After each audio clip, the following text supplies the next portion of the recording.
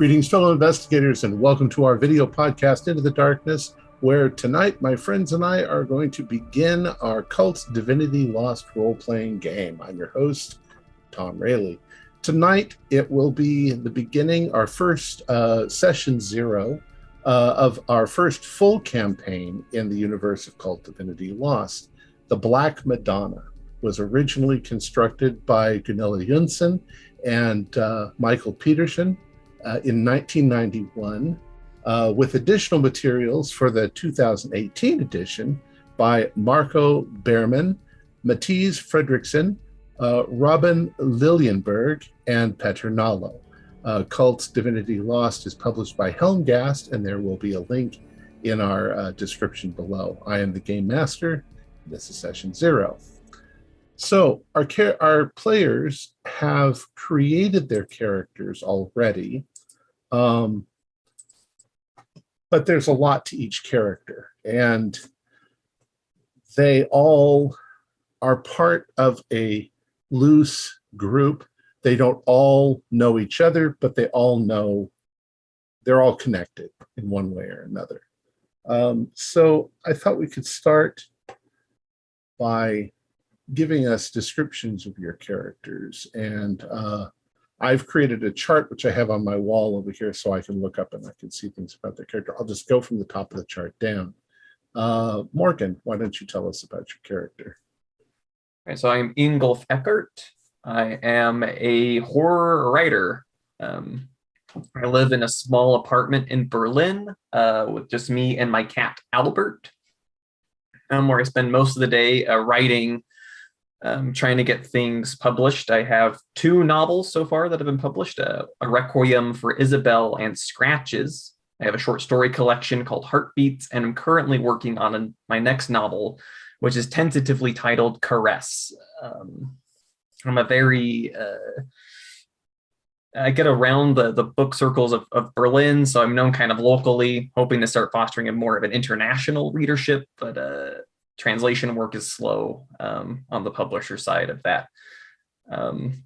Mostly, what's your apartment like? What habits do you sort of have? Oh, my apartment is sparse. I mean, I'm not making the big bucks. Hopefully, at some point, I'll have a breakout book, but that has not happened. So basically, it's a studio apartment. There's just a bed, a writing desk, a battered old bookshelf, a little kitchenette, and a bathroom, and that's about it. So if I'm not, do you smoke? Yeah, I do smoke quite a lot to try to keep myself focused, the nerves down. So if I'm not on a day-to-day, if I'm not at typing, I might be out on a tiny little balcony smoking. Matt, what's your character's name, and tell us something about him? Gotcha. Right, I'll be playing John Miller, a freelance journalist, also based in Berlin. He's inherited a nice little house, semi-detached house in, probably going to butcher the pronunciation, Schönberg, to the south of central Berlin. He's freelance mainly so he can kind of pick and choose who he works for. But also some people probably won't touch him after he made a bit of a professional blunder a few years back, revolving around a almost photo expose regarding a certain star in the German film industry that, legal proceedings are a bitch when they happen. Yeah.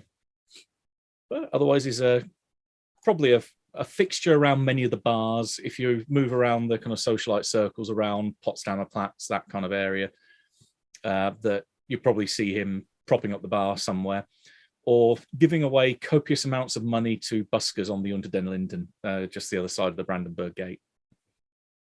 It has the place you live.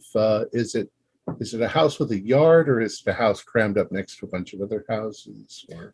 It's semi-detached. So, I mean, Schönberg is a slightly more affluent but traditional district in Berlin, but it has that very much that old person's vibe to it. I mean, he's inherited it, and he hasn't really done much to do it up. So it's got maybe a slightly overgrown yard, very overgrown garden that he probably should really just pave at some point.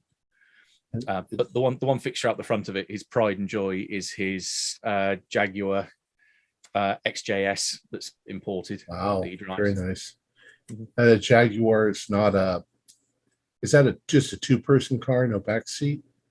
There are 4 seats technically, but you pretty much have to be an amputee to get in the back. Yeah. What color is it? Go with a kind of dark green. It's like a racing color. That's nice. And it sounded like you both drink and gamble. Well, definitely not smoke, but yeah, copious amounts of drink. And if there's a casino, yeah, he'll probably throw around a little bit of money. But he always seems to be quite tight for cash after having thrown a lot of it away at some buskers. Okay, cool. David, you're next. I'm Dietrich Zimmermann, and I also live in the Schöneberg neighborhood of Berlin.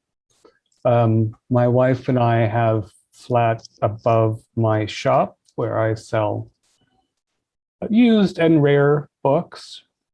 The wife has some family money and I don't, but occasionally I, make a tidy sum on an estate sale. We live marginally above our means in the style to which she's accustomed, and it's always a bit stressful. What's your wife's name? Selma. Nee Berlin. We have no children. We have a bird. It was her mother's.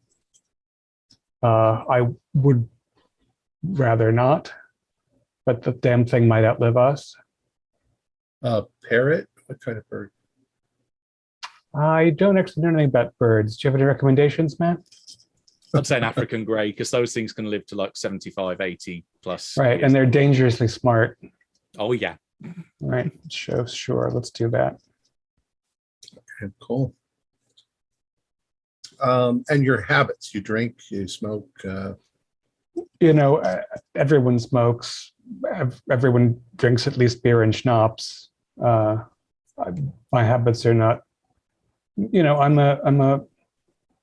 not overindulging. I'm not indulgent. I'm pretty actually Sober. Yeah. Yeah, there's a ascetic. I spent a lot of time looking through the books. A little time probably fixing up the books that the auditor sees. And always on the lookout for something that I want for my private collection, that I can maybe get the store to buy for me if I can't afford it, that sort of thing. Nothing that's going to, bring the wrath of God down on me. But you're married and you don't have children. Is that by choice or because you can't have children? it is not by choice. We thought we would have a little family, and the fact that we have not has been a source of some tension. Understand that. Okay. Holly, why don't you go next? Well, I'm playing Petra Ziegler, an entrepreneur. I run a fashion boutique called the Black Cat that carries the latest and most fashionable styles of the West from America and Western Europe. Petra lives alone in a penthouse apartment in one of Berlin's richest and most upcoming neighborhoods. I don't have a neighborhood in mind, but someplace that would be chic and lots of young, wealthy people. Her home is, she lives alone with her cat Felix, named after her favorite childhood cartoon, little black and white cat. And she collects fine art and old instruments and nice designer clothing, but her house is cold. she's just her and the cat, and it's not a very warm or welcoming place. But it's a house. You've got a house. Yeah. No, it's an apartment, like a It's an penthouse apartment. But it's a nice penthouse. Yes. And are you not in a relationship just because you're not interested, or? She had a relationship that kind of soured and then became competitive, and so that kind of put her off of relationships after that. And she keeps people at arm's length. Her right-hand man, Rolf, is probably the person that she lets in the closest, but even then it's still pretty distant and professional. Cool. Josh, you're next. Dieter Weber is my name. I live alone in a flat with my pure white cat, Shadow. Live alone. Your ironic cat, Shadow. Yes. My profession, I work in private security, but I was once married to my beautiful woman called Anya. We have 2 children. They were twins, but I had to part ways because of an affair I had. But I did fall in love again once, but I don't want to talk about that. I drink myself to sleep after shifts most of the time. Do you take part in any nightlife, bars, nightclubs? I am always where the party is. When I'm not working, that is. But I will sneak in a little drink because you've got to enjoy yourself, even on the job.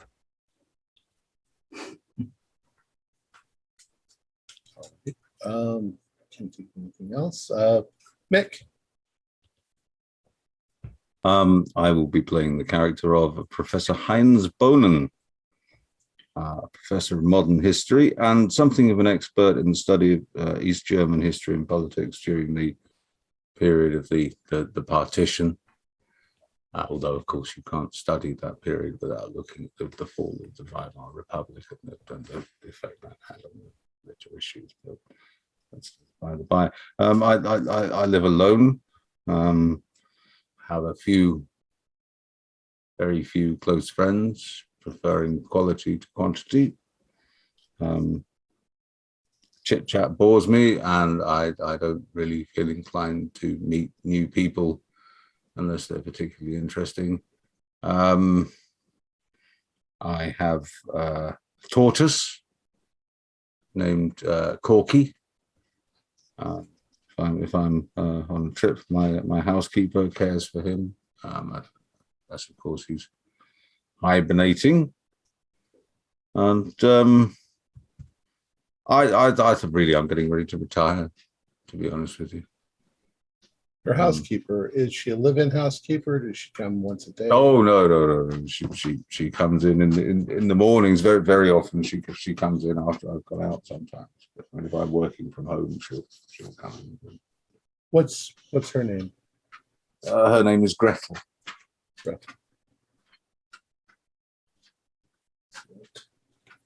And do you have any habits? Drinking too much or smoking?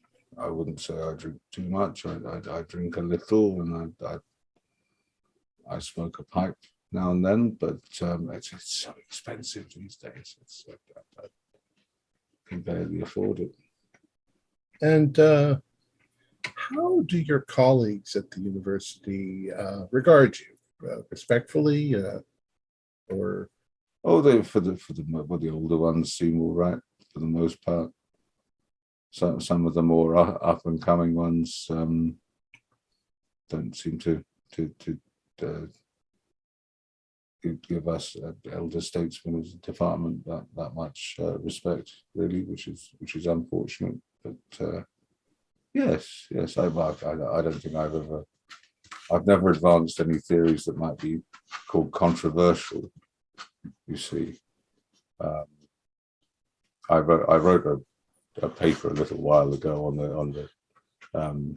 the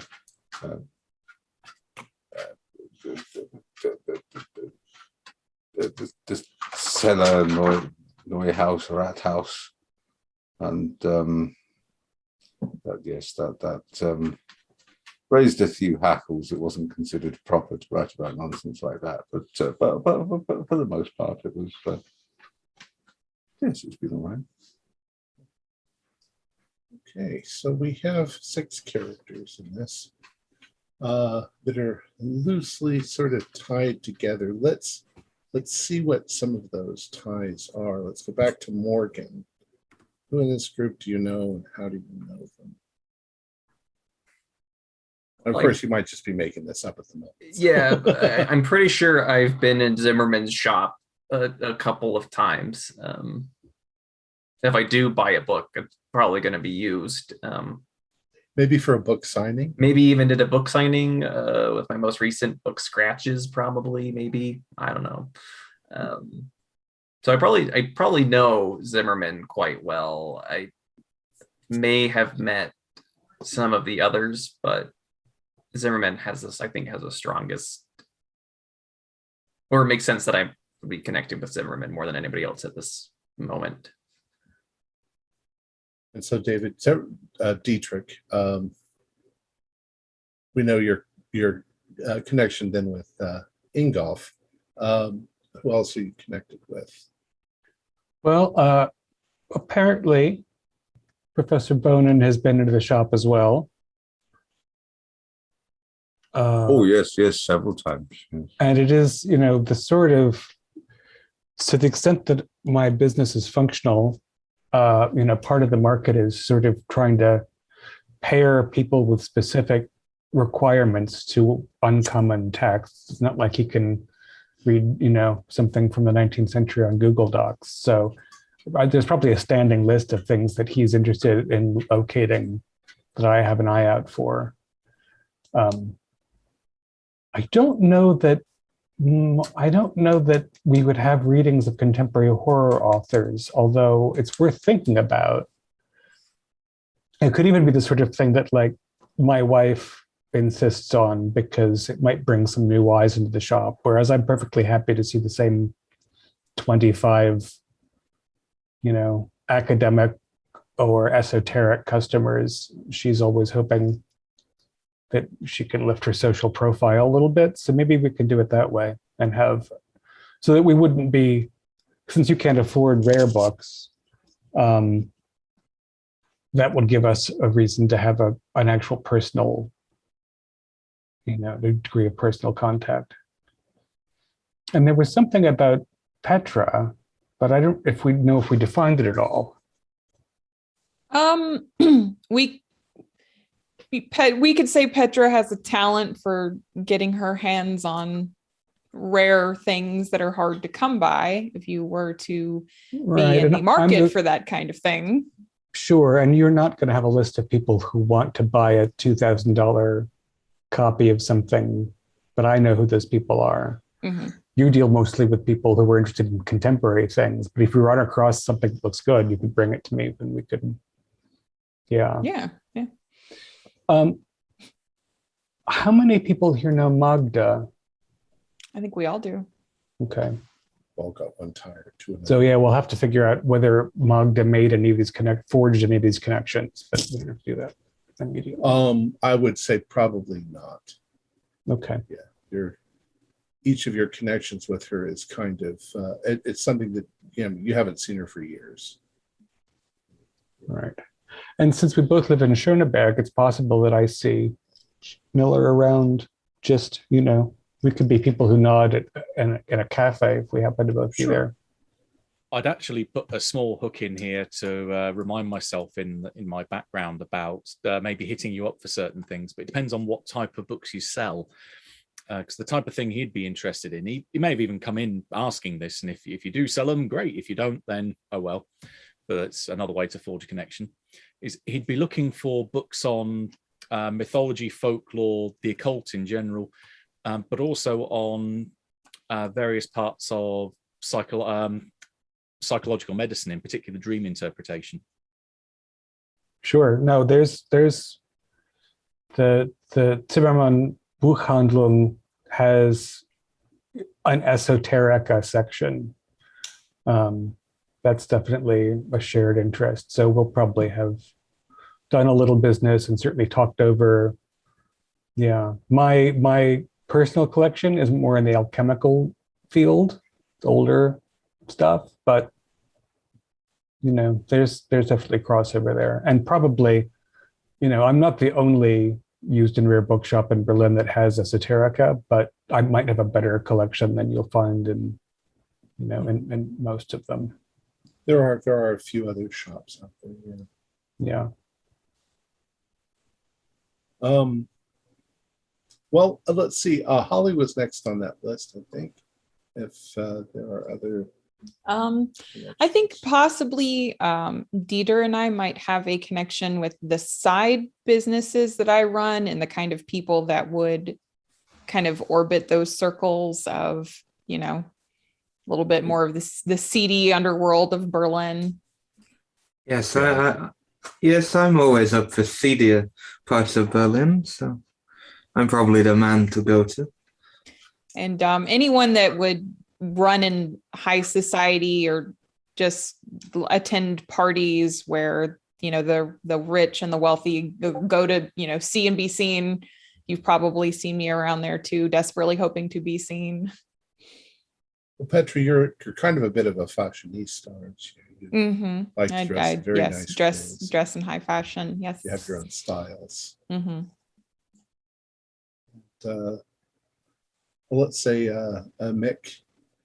Yeah, Mick's next. Do you know any of these others? Any other ways? Well, as I said, I know Dieter. Yes, we can say mutually, because I think the real reason we know each other should be kept a secret. And Herr Zimmermann, of course, I've bought books from him on a number of occasions. I don't know any of the others, I'm afraid. So I don't know if it's unusual or not, but let's talk about our advantages. Matthew, you've played this game and know more about it than I do. Would there be any reason why people wouldn't share their advantages? Since you guys are kind of friends. There might be some they want to keep under their bat, especially if they're ones that have a more blatantly supernatural effect. It might be something that you can't turn around and think, you're crazy. How the hell can you do that? It might make them worried about using such things. It might be something they don't even use that much. Right. Well, let's see. Morgan, do you have any of your advantages that you would like to share? It'd be funny if everybody just goes, no. I have artistic talent. That is true. And that lets me engage an audience. I can generate interest in people. I can hold people's attention. Another one I have is fascination. So the readers that I have are diehard loyal. That's two of my advantages. The third one I'm going to keep in my pocket. Okay. It sounds like you can capture an audience by getting up and reading excerpts from your book or things like that. That talking about the craft, the writing process. I can do that. And then the same thing with fascination. So I could do it with a group of people with artistic talent, and I can really do it to an individual with fascination. Right. And then I have a third undisclosed talent. Matt? Alex, finally come off mute. Yeah, the obvious one for him being a journalist is that he's pretty good at reading people. I studied journalist as the player, studied journalism at university, and I remember one of my lecturers said a good line that's always stuck with me for a long time: that if you ask someone a question and they say no for the third time consecutively, there's a story there. So I took interrogator, which is it gives me the ability to always ask, "Are you lying?" and it doesn't count towards my question quota for depending on what role I get. And as far as everyone else concerned, I'm a fairly normal guy because I'm certainly not revealing what the other two are yet. Okay. David. Yeah, one of my advantages is probably something that people who know me would kind of have a sense of, which is that I'm crafty. If you've seen me sort of, I'm not a slick salesman by any chance, but if you've seen me like get my hooks into somebody in the shop and, you know, upsell them into a collection that goes for a pretty penny, you know, that's an advantage that is essentially a personality trait. My other two are things that, other than the sort of sense that I might be kind of a spooky guy, which again, I'm, you know, darkly clad and pale and quiet and have a used bookstore. So, you know, the fact that I seem kind of spooky is not that strange. But you also, yeah, there's an interpersonal thing and a little tinge of an aura. That's all. Holly? So if you've spent any time with Petra, you have seen Rolf, who is her right-hand man, as well as a handful of other people here and there, nondescript. She doesn't even remember their names, honestly, but she has people who work for her. And especially Dieter would know that she knows her way around Berlin and all the aspects of it, from the high society to the underworld, and is very familiar with all of the people, the kind of people who run in all of those circles, and how to get what she wants from them. And let's see, Josh. Well, in my line of profession, it's safe to say I should be a weapon master, and that is, I'm a master at my craft with pretty much any weapon. But that is all I wish to share. That's all that you'd share. And Mick, you did say earlier you were an expert, which we know you Yes, are. I'm an expert in my particular field of modern East German history. I also have the advantage of having an academic network. I'm in contact with quite a large network of academics, and during the partition years, when the wall was up in the middle of the city, it wasn't very easy to communicate through official channels between East and West. So we set up little back channels, if you will. It was rather good fun. It was like being spies, but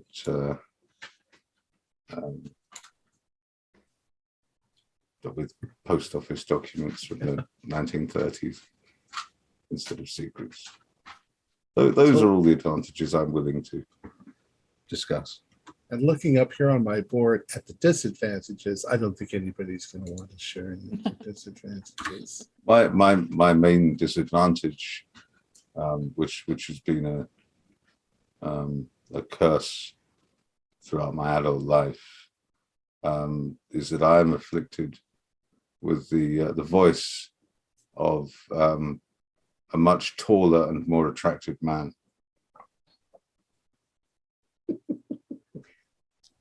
My biggest disadvantage is I'm just too good at my job and too full of heart.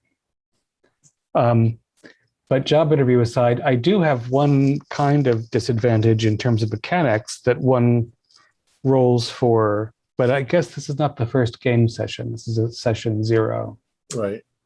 So unless you want to prepare that, depending on what happens, we can, or I could, we could discuss it privately too, not in front of all of these. Yeah, you could put it in the chat Okay. if you wanted to. Sure. a lot of this will come up in our first game episode. It gives you guys things to talk about.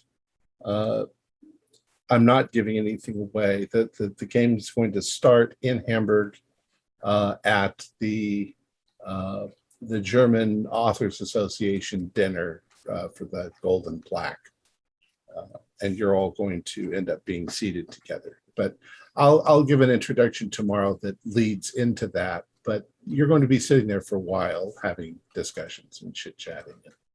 So you can make up a lot of the stuff as you as you do that. Cult, as some of you know, is very heavy role play. Unless you make stuff up that leads us completely out of the game, you can make up whatever you want about your background and the people you know and the people you're chit-chatting with. You're obviously not at the dinner all by yourself. There's lots and lots and lots of people there. What else? The game's going to begin on September 14th, 1991. And it is raining outside. That's where it's going to start. So I don't know what else I've gotten so much information from you already, so I don't need anything more unless you just want to talk about your characters. I'm thinking there might be another relationship I could potentially have in addition to Dietrich. That's whether, as Dieter mentioned, he's out on the town quite a lot. Has been a fellow party boy. What type of nightclubs or bars do you associate with? Any, wherever there's alcohol. Oh, very. So there are quite a few in Hamburg, right near the Rathaus. The Rathaus sets on the Binnenaster, which is a little man-made lake next to I think it's the Alter Aster, which is a much larger lake. And there's a lot of nightclubs and fancy places. I know the Rathaus. When I was younger, I spent a little time in Hamburg in the 1960s. I was very fortunate that I actually got to see a very famous band that started there, the Bruttles, who were enormously famous. I think the English pronounce that differently, don't they? No, it's just the Rattles. Oh, the Rattles. Yes. It was. There's a very interesting book about the period. Is called A Cellar Full of Goys. Was written by Leggy Mountbatten, who was the manager. But I'm pleased that the other members of the party are all German speaker. I assume Mr. Miller is a German speaker. It's much easier for me to speak in German. My English is not very good. If I communicate in English, it is very frustrating. I feel like I'm communicating like a child. So I will refrain from talking to you in English, Mr. Miller. And I would prefer, if possible, I will take you in my German mouth. No, he born in East Berlin, managed to get out before the wall came up with his mother. Oh, I see. So you've changed your surname then, have you? Or is that your father's name? No, that's the father's name. Alles klar. That actually does bring something up that I didn't get from you. Is although you all speak German, what other languages do you speak? Morgan. I also speak English, a decent amount, and a little bit of French. Okay. Matt, Sorry, I need to find another form. Probably a little bit of English. Bear in mind the likes of the imported car and moving around in media circles. It's always helpful to know a language like that. and maybe a little bit of Russian, as it's still got the Eastern Blocs right on the the former Eastern Blocs right on the doorstep. But he probably doesn't use it very much these days. Right. David?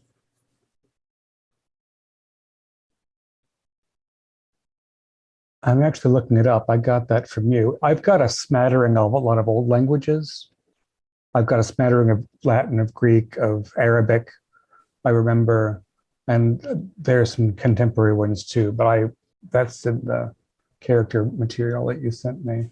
That was because you chose, the as the book dealer, book etc. dealer, Yeah. which is you're the okay. Mhm. And then Holly? Russian, English, and Swedish, but all of it is broken. You can get by. Yeah. Just that's what you gave me, because it was all broken. So, Right. however you define that.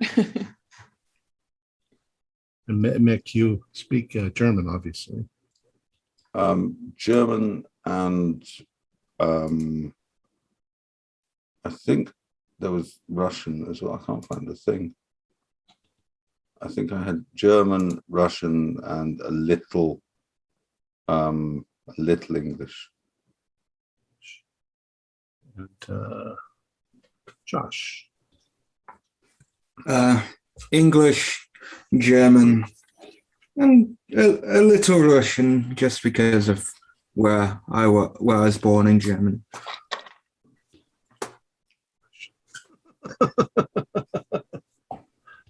All right, cool. I have a question. We know, or it's been established, why each of us is attending the Golden Plaque Award in Hamburg, but what do we know about that as people in the world? Is this an event that happens every year? And it's an event that happens every year. It's annual. There's a committee that chooses a particular author that they have decided should win the Golden Plaque Award. It's a literary thing.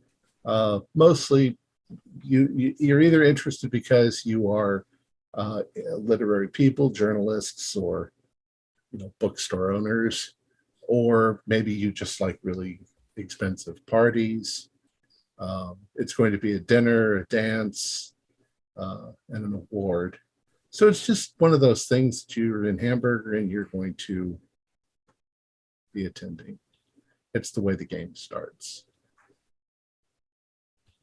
I was just making sure it wasn't, say, the inaugural Golden Plaque Award and none of us had heard of it, but we all got special invitations. No. And it's actually... You all would have gotten invitations. In fact, let me see. I think I've got the invitation. Second to pull it up.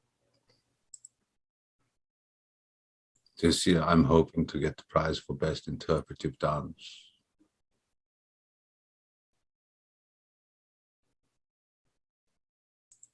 It's the best interpretive dance. Yeah, I composed a 19-hour solo ballet inspired by the tank battle of Prokhorovka. It got very good reviews, but my hips will never stand another performance. So the dancers are the tanks, not the tank operators? The dancer is the spirit of war and the boundless futility of man's impotent screaming into the void. It is that I find it, I don't know about anyone else, but I find it almost impossible to try to do a German accent without in some way channeling Werner Herzog. Have you ever met a chicken? Have you ever looked into the eye of a chicken? Cold, dead eye. It inspires in me. I'm envisioning all of the people coming out in gray uniforms inside little tank outfits with the things and they in unison. fiery. I do three German cultural references, right? I do Werner Herzog, Nina Hagen, and Klaus Nomi. Right? I was just thinking Werner Herzog is the best one for the part. Because if I start singing in a falsetto, the reality is going to start folding on itself. And actually, I had a dream a couple of weeks ago. I had this dream in which I seemed to be making a really good career out of this act where I would just go on stage and people would shout out their favorite female singer, and I would just perfectly impersonate that singer on stage to such an eerie degree that it was freaking me out in the dream while I was doing it. Despite the fact that you have a physical resemblance that's uncanny to a male celebrity. Just well, several. You know. I knew of one. There's Morgan Freeman. Morgan Freeman. Famously. I mean, yeah. obviously, there's that. Frequently, people, I say people, small people, but not people with Children, you mean? Children, yes, those ones, yes, not jockeys, the other little ones, yeah. They sometimes come up to me in the street, and they're very belligerent children these days. They say things like, "Where's my fucking Xbox?" And I said, "Well, I don't know," and walk on, and they go, "I wanted a 10-speed bike. Why did you only leave a 3-speed one?" I have those same things. I've never seen you before in my life. And this goes on all year round. All year, although I do find that from about the end of November, children become incredibly kind and polite towards me. And they start giving me glasses of sherry and cookies. It gets quite nice then. And obviously, and the one I could actually make a career from is obviously Kropotkin. I could actually be a Peter Kropotkin impersonator. Although I've looked into it and there's not actually that much demand, surprisingly. You want to do a little bit of an outro, Tom? I would do. All right. I think if Professor Kettlewell from Doctor Who. I did pop a couple of suggestions in the chat that stuff you might want to get done now rather than clogging up the beginning of the next session or the first session. Dramatic hooks. Yeah, I'd like to know how they function.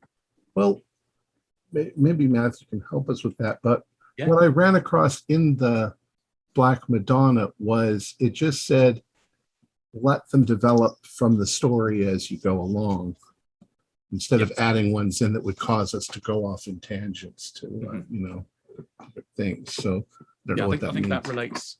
It's more giving guidance as to what you want to achieve. How they work is tied in intrinsically with the advancement mechanics.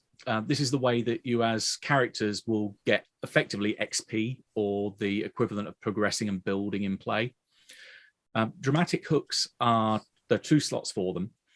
In the very first session, we as our players get to choose the 2 for our own characters. But then in subsequent sessions, once any of them have been completed, it's then down to the GM gets one of those slots to say your goal or your hook for the next session is X. And then collectively, the other players get together and say, oh, wouldn't it be nice if your character got to do this, and take up the second one. The way you structure them is a goal that has a particular verb in there. So the book lists 8 examples of you should ... and then either something along the lines of finish, reveal, tell, visit, complete, confront, investigate, and develop. So, for example, you should visit the place where the kidnapper took you, or you should reveal your infidelity to your wife.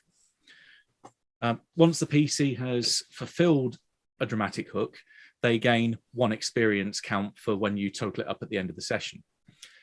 Now, this is alongside 3 questions that everyone gets at the end of the end of each session, which are: have we discovered anything new about the truth? Have we learned anything new about our characters? And have we challenged ourselves? So if you meet those 3 questions with yeses and fulfill both your dramatic hooks, you could potentially get 5 experience points. For every 5 that you cash in, you get to do an advancement that's determined by, largely in part, the archetype that you've chosen will have a series of tick boxes on the back of the sheet. It's normally things like increase 1 attribute by +1 to a maximum of +3, increase 1 passive attribute by +1 to a maximum of +3, increase any 1 attribute to +1 to a maximum of +4, but you can't do all of your advances in any one of those areas. You can only choose that or one of those, some of those options certain amounts of times. Like you can only increase 1 attribute to a maximum of +4 once, but you can do the others, like an active 1 up to +3, 1, 2, 3, 4, that's 6 times. It all depends on what your archetype options are. And then after you've got 5 advancements, that opens up other options. And once you've got to further 10 advancements, then that opens up another whole range of options that you can choose. So this will happen on a session by session basis of how much XP you get. So it might be wise to have a little bit of time put aside at the end of the session to discuss dramatic hooks, to total up XP, select advances, and so on and so forth, because there's a bit of bookkeeping associated with this. But yeah, so, as the players get to choose our first 2, having got a little bit of the setup, we can probably get an idea of some of the things we might want to achieve in the first session. Okay. And does this apply to everybody then? The first one? Every one of us gets to choose 2 hooks to begin with for the first session. Okay. So since you're starting it, what are your 2 hooks? I think I definitely want to finish the evening by going on a one-night stand. So going out to any of the local fetish nightclubs and hooking up with someone there. And also want to reveal if there's anything particularly juicy going on behind the scenes, because I'm a bit of a muckraking journalist at the proceedings at the gathering. There you go, things like that. Would like to go next? I can go.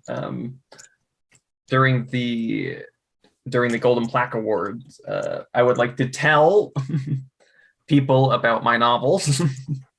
Seems like a reasonable thing to want to do.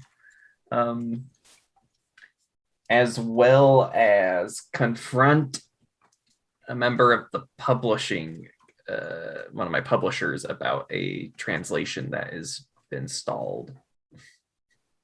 Those 2. What's the publisher's name? I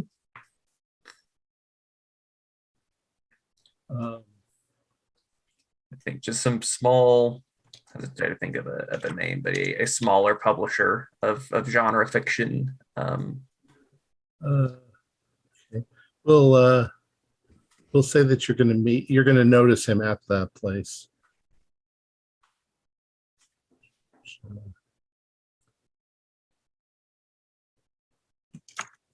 George Stands. Okay. Oscar Rosling. Matt, can you give us some more sort of neutral examples of the kinds of dramatic hooks that go into these? Yeah, you see, those are the 2 examples in the book. You should visit the place where the kidnapper took you, or you should reveal your infidelity to your wife. Other ones I've had in previous games are things like declare your undying love to another PC, or get them to kiss you when you're a kind of a victim of their obsession, object of desire. But it could be something even similar, like make a new friend or forge a new connection for availability or for procurement of books at the meeting. Right. And Eckhart, are you invited because you're potentially up for the award? Probably not. No, you're 2&D an underground for that. Yeah, they smile on mainstream fiction. They any fantasy, science fiction, horror. Don't they? We wallow in the shadows of these things, but we still show up. Couldn't it be also as simple as just having a good time at the gathering? Well, like you said, you're hoping to hook up. Yeah, you could have visit the event. Yeah, go to the event itself could be a dramatic hook. That's a pretty easy one to fulfill, but you could technically do it. I think one of mine is going to be placating my wife. Like, this is a fancy affair. We look nice. We're going to hobnob with somebody.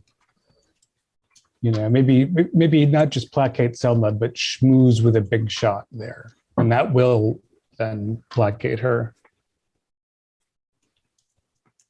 Or maybe those are the two. One is to schmooze and one is to placate. Or one is schmooze.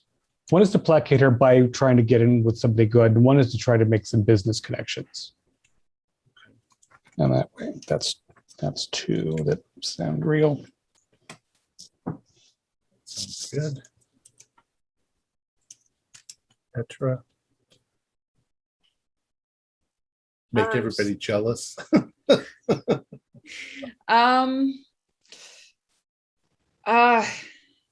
I definitely want to schmooze. That's very much my thing, to hobnob and have my name out there and meet people. And I'm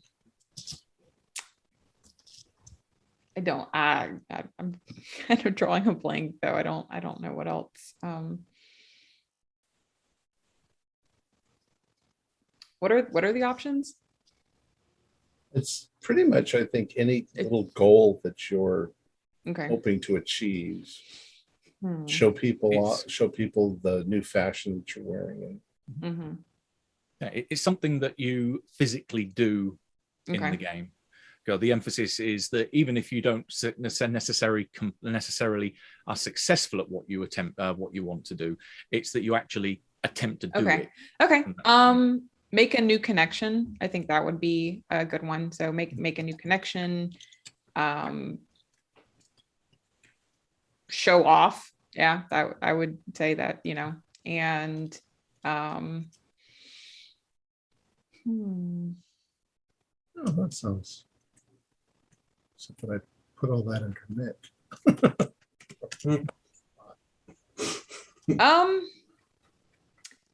Start a rumor.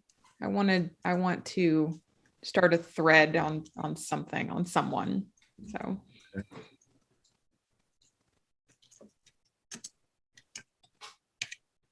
Just because you're mean.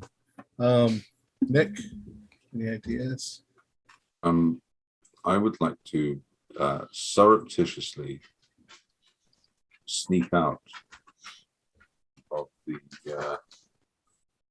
the conference, Thanksgiving, I like to call it, and visit the Reeperbahn, Europe's naughtiest street, where I will visit the tattoo parlor of one Mr. Hanky Panky, and add to my secret collection of erotic homosexual tattoos, which no one knows I have.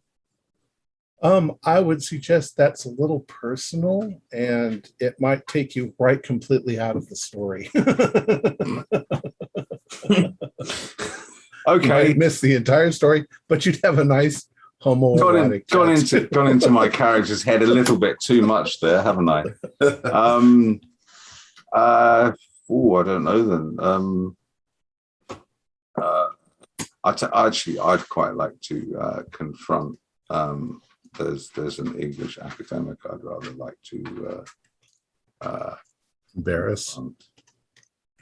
Yes, I'd like to have it out with him in a public environment. So I'd be very pleased to bump into him, I think, because a number of paragraphs from works I wrote some years ago seem to have found their way into a book he published last year without any reference. Do you want to make up a name for him? Yes. I'm going to call him Sir Gordon Leverage. You know what the English are like with their stupid bloody titles. Sirs and lords and bloody grand wizard. And suggestion of another reason you're there is your history. Maybe there's going to be notable history authors. Well, I mean, you know, I've been led to believe there's every chance that I might get an award, but when you're talking about an award for an academic textbook, I mean, it's not like only a couple of dozen people will read the bloody thing. Not surprising for the price of them. Every conversation we have comes back to the price of academic textbooks, doesn't it? So shall we say then you're hoping to win an award? Well, it would be nice. Yes, it would be nice to get some recognition, especially as I'm very much in the autumn years of my life now. Just once. Before I ask Josh, a question would come up. So what if at the end of the session you haven't accomplished something? Does it go away and you replace it, or? Just reading up on that to make doubly sure. In later sessions, the PC receives. I think they do get to ditch one. Here we go. A player can ask to exchange a dramatic hook for another one if a game session passes without any dramatic hooks being fulfilled. Without any fulfilled. Okay. Yeah. So if you've got your two and neither of them happen in the first session, the next you can then say at the end of it, can I please swap it out and have another one? And then either the GM or the other players will then decide what the next one is. And then again, the next session, if neither of those two have been fulfilled, you can do the same thing and say, I'll cancel this one because this one ain't working either. And then again, GM or other players step in and fill the other slot. Now, what if you do fulfill one? Then do you add a new one, or the GM adds a new one the next time around? Yeah, there will always be two in play at any one time. Be two. Okay. Josh, or rather, two at the beginning of a session, because you can, in theory, fulfill both in play, and then you don't get another lot and get to fulfill them as well in the same session. And obviously, sometimes they'll be really obvious, like find that secret book in the library that's got all the answers to it. Yeah. Confront my antagonist or my nemesis. Yeah. Murder the other players. Yeah. That probably ain't going to be on my list. Okay. Gosh. Mine are pretty. My first ones should be easy. I just want to sit at a bar and have a nice glass of whiskey to end the night, which is how I usually go. So after the awards thing's over, after you guys leave, you want to go to a bar and have a glass of whiskey. It's how I end the night. It usually ends in more than just one glass, but and the second one, it's the whole bottle. I just take the whole bottle, slowly get my way through it. There'll probably be alcohol at the dinner too, so you'll be drinking and exactly. That's why I think it'll probably more. Yeah, that's probably why it'll be easy, because all I just got to have a glass of whiskey. And then the next one would be getting up in the morning. No, the second one is to try and develop more contacts so I get more jobs for my private security. For your security job. Because there should be high profile people at awards. So there will be, yeah. I can, get some more money for more alcohol. That actually, now I've got a whole week to write up a whole bunch of interesting stories that are going to be taking place at the... I came up with a name for the publisher contact and the name of the publishing company. Okay. So Hans Sauer, German names. and I'm going to butcher this, but Nachtgeschichten. It translates to night stories. I have no idea how to pronounce it. Zawa Nachtgeschichten. There we go. Thanks, David. That's the name of the publishing company. Always clears the throat, the German tongue. Hansawa Nachtsticken. Yeah, so One more Hans, syllable, Nachtgeschichten. Nachtgeschichten. that is the name of one of the people who've published my books. And Hans is a contact there. He's promised me an English translation, and it hasn't happened, and I'm getting a little antsy about it. So it's Hans Auer? Sauer? Zawa. Zawa. It means sour, but it's the Sour. initial S is a Z. It's Nachtgeschichten. Nachtgeschichten. Nachtgeschichten. David can pronounce Publishing. it. I cannot.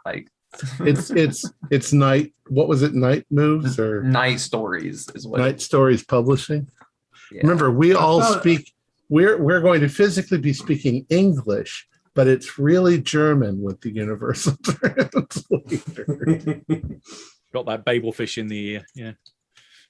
And a funny thing about the German word Geschichten, it means stories, and it also means history. So a distinction that they do not make on that level.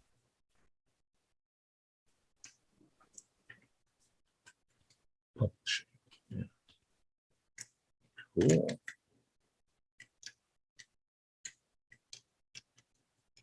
Nachtgeschichten.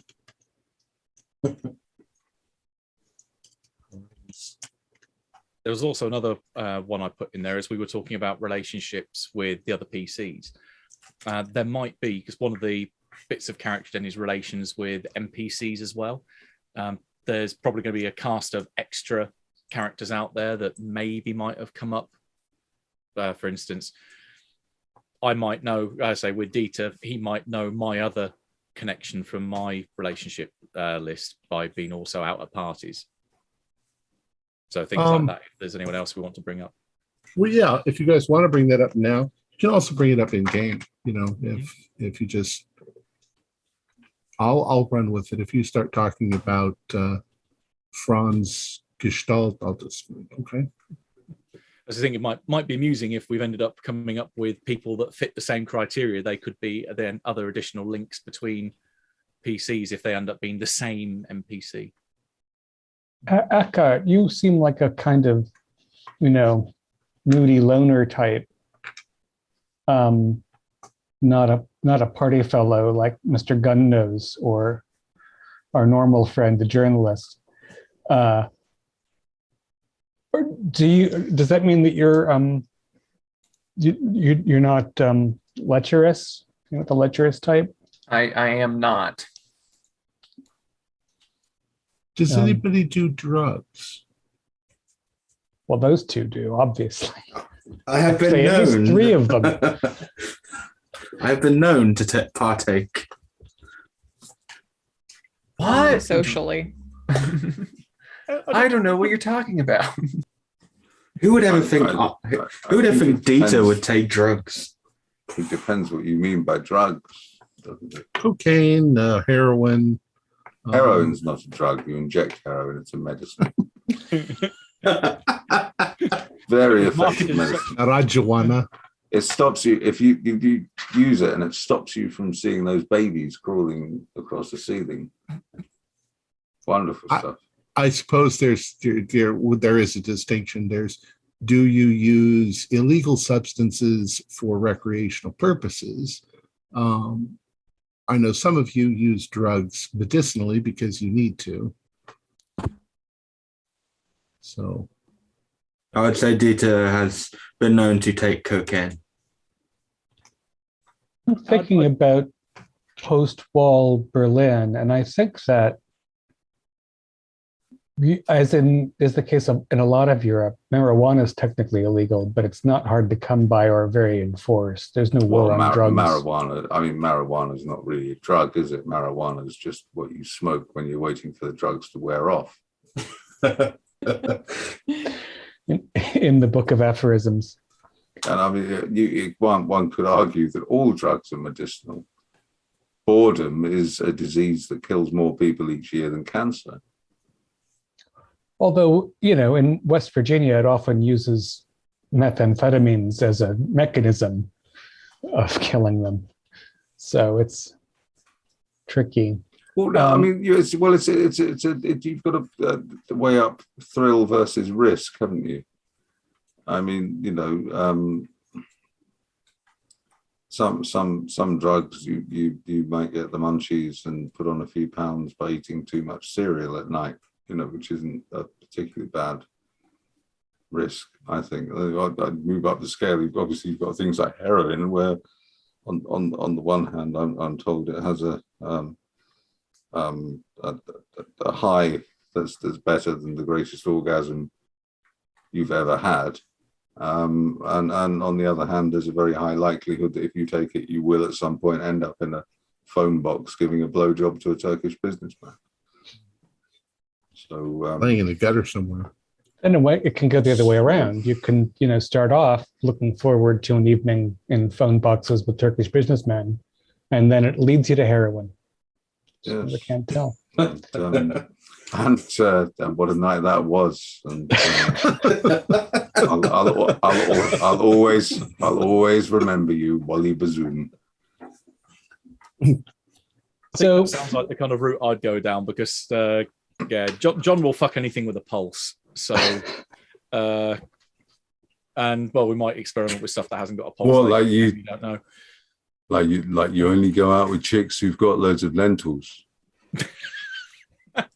I did put in his description of body kind of average, maybe one too many sausages.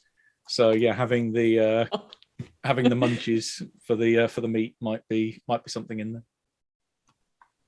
Now, when we have pre-gens in Cult, we start off with plus and minuses toward PCs and NPCs in terms of our affect. This is different for the character gen in the campaign, because it's specified that in the doc that Tom sent us, that the Black Madonna relationship rules supersede those for the regular game. Uh-huh. So we had to pick one of those options, and we only got one predefined relation. Like mine, for example, because I'm single with lots of casual sex. I have my party friend stroke fuck buddy, who is my +1 relation that Dieter may have met. But that's it. That's the only relation on my sheet. In game, we can start forging relationship points between 0 and +2 between the other PCs. And that, again, can change on a session-by-session basis, depending on, do we want to increase it as a player, or have certain actions dictated that they reduce, like, for instance, Dieter, maybe Dieter betrays me, that would be a justification for a minus going down a relationship point, but they don't go below 0. So at the moment, your relationships are all 0, except except for the ones that are defined by the option we chose in the specific character gen for relations. So points wise, you can't have like an entrenched antipathy towards someone. That would be a +0. That would be just accounting for pretty much the majority of the rest of the world. Right. So my one, because of my relationship status, is that my one is a +1 towards Selma, my wife, and my joyless marriage. Mm-hmm. I have a +1 towards my cat, Albert. Yep. Me too. Me free. There are so many cats in this story. Every time I read, mine was got a originally cat. cat, but I've changed it to tortoise now. So. I mean, tortoise we have is awesome. 4 cats, a gray parrot, and a tortoise. We're all. If we all die, we can have an Animal Farm version. The gray parrot's going to naturally take control. So suddenly it becomes a very Gaia-focused campaign. Yeah. You all currently permanently live in and around Berlin, correct? Yes.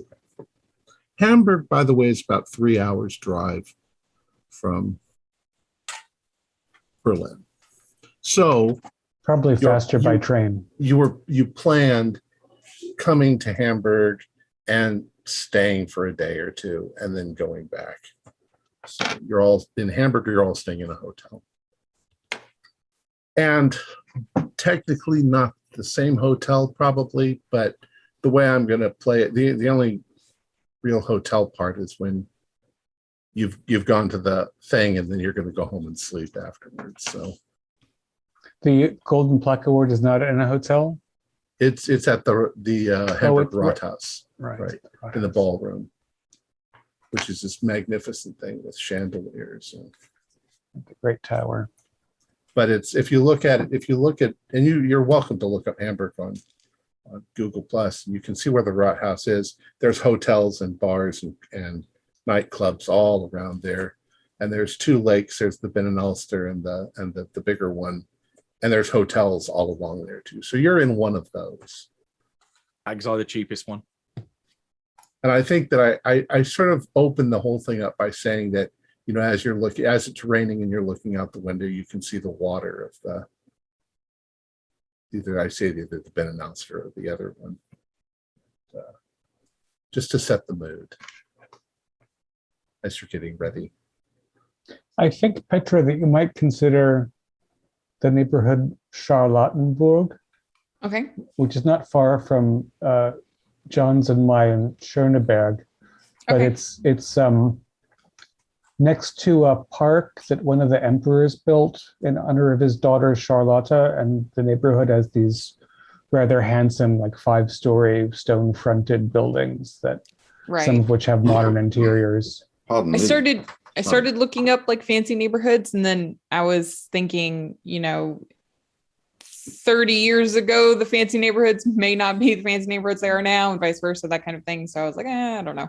But thank you. Well, I was thinking about that too. I think the thing about Charlottenburg it had that sort of Brooklyn's decline, but then it became super hip before it became posh. Because the buildings are beautiful, but it wasn't like, it was close to East Berlin, which wasn't great, but it had great infrastructure.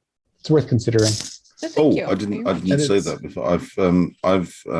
My character lives in Rixdorf, which is a very nice, very, very, very nice area of Berlin. It's very green and lots of gardens, and it's leafy. But I kind of like the idea because he's an older man.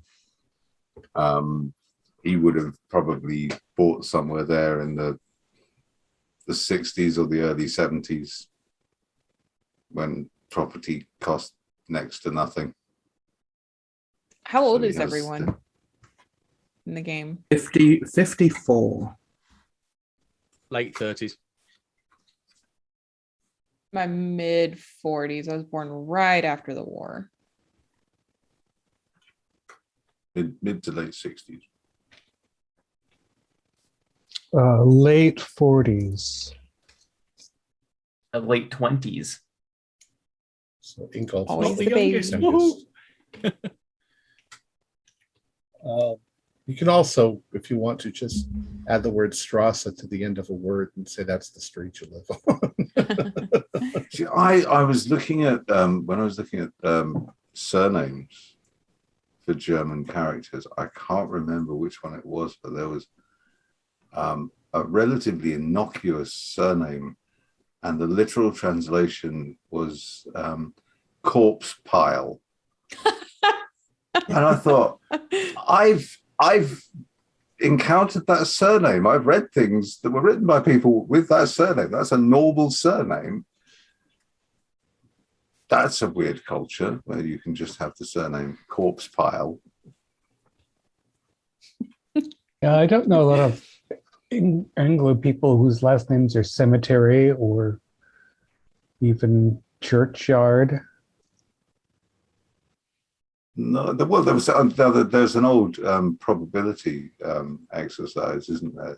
Jesus Christ Night, which is about the fact that in a lot of Latin American countries, it's perfectly culturally acceptable to call your son Jesus or Jesus, and in parts of Sweden, Finland and Denmark, there are people who have the surname Christ, which was just something that happened when people converted to Christianity in Scandinavian countries. So there is a possibility that someone who had one Latinx parent and one Scandinavian parent could end up being called Jesus Christ, which means that there is a following probability that there could one day be a class that was composed entirely of people who were called Jesus Christ, which is why it's referred to as Jesus Christ Night. I didn't say it was interesting. I just said it reminded me of it. That's all. I know in Greece they skirt around it completely. You'll never hear a Greek named Jesus, but you will hear Christos, Christ. You'll hear Soterios, Savior. Those are all common names, but never Jesus, because that's like, nope.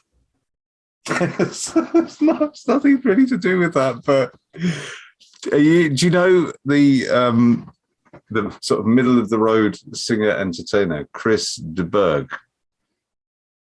Yes. Right. This involves me having to put things in the chat. Right. So Is that Queensryche? Chris de Burgh. He's Irish, isn't he? I think he's Irish. Yeah, he's famous for you know, the lady in red. Yeah, Tedious Ballads is the Chris de Burgh world. Famous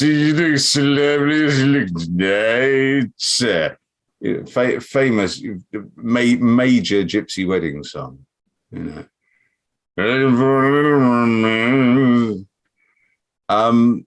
So anyway, yes, a friend of mine was working somewhere, and he was working with this woman from Liverpool. And this isn't a funny story at all. I don't know why I even started this. This is terrible. But they were working in this place. I think it was like a car rental and tire replacement place. And Chris de Burgh came in. And my friend was on the counter and, you know, just thought, oh, it's Chris de Burgh. And that was pretty much his reaction. But this woman from Liverpool went absolutely mental and started running out after him. But she was he was driving off, so she didn't even get to talk to him. But she was shouting his name, and she was shouting, "Hey, Christy, Christy, Christy," because she thought his name was Christy Berg. Like that. And now that I've said that, it was kind of a shit anecdote. Oh, why don't I go ahead and stop? I'm nil for two. It's like the snail joke, but I thought this. I like that. I find the idea of a huge, long, rambling build-up to a disappointingly lackluster punchline that just amuses me so much. Watching people's reaction to it just makes me laugh inside so much. I can't show it because that would ruin the effect, but you know.